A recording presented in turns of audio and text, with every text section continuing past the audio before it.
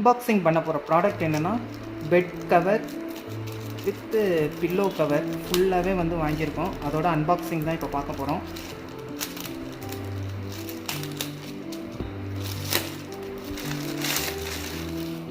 பார்த்தீங்கன்னா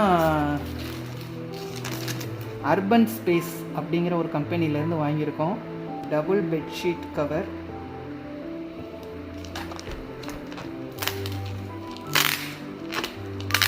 டிசைன் வந்து பார்த்திங்கன்னா ரொம்ப சூப்பராக இருந்தது, அதுக்காக தான் இதை வாங்கினோம். 200% டிசி காட்டன் உள்ளது. இது வந்து பார்த்திங்கன்னா 2 பில்லோ கவரும் கொடுத்துட்றாங்க.